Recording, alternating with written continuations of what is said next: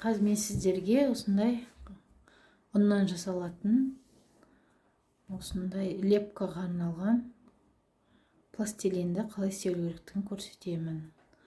Осындай мінекей әртүрлі түске бояп осылай істеуге болады.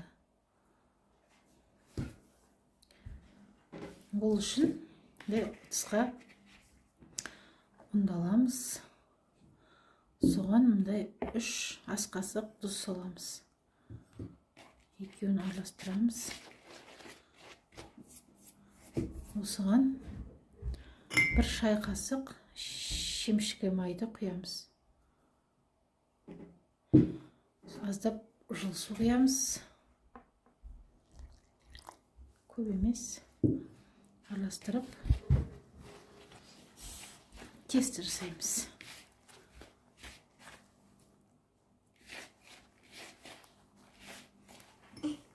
Су аз болса, кішкене су қосып отыруға болады.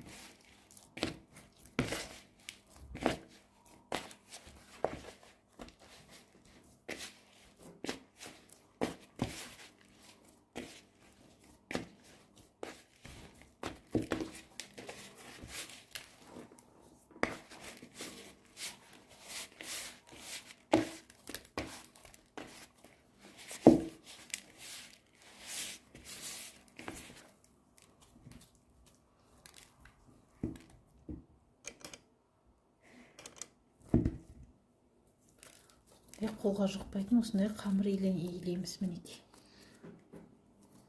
Осыны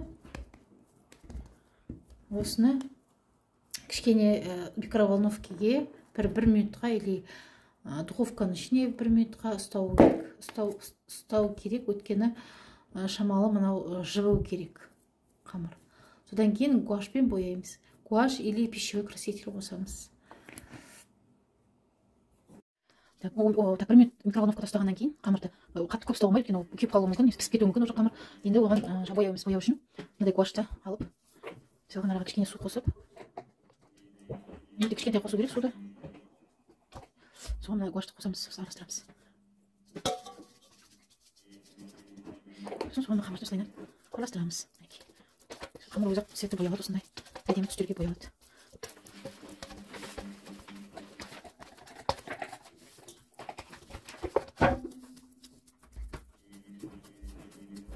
Жақсылап бояп алу керек.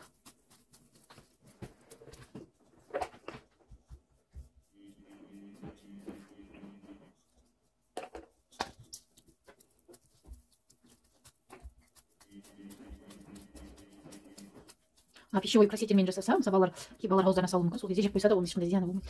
Мындай гуашпен енді істегеннен кейін оны жеуге болмайды. Қолға жабыспаса кішкене оң қосып жеуге болады.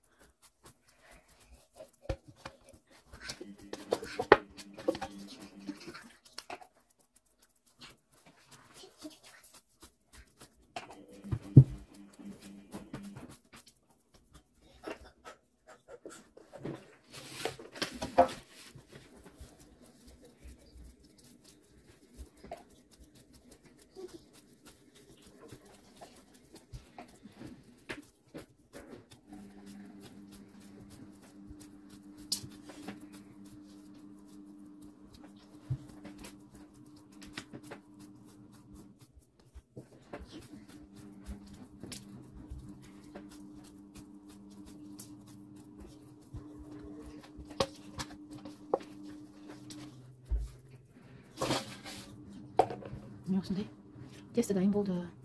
Бұл қолға жабыспайды. Мінекей. Балалар ойнаған сайын балаларға істесе тіптен аспай отырып осының краскасын бәрін араластырып, осылай бояйды өздері. Мынаны өзіміз бөліп бірнеше түске бояуға болады. Жартысын оранжевый, жартысын розовый деген сияқты. Сөйтіп бояйды.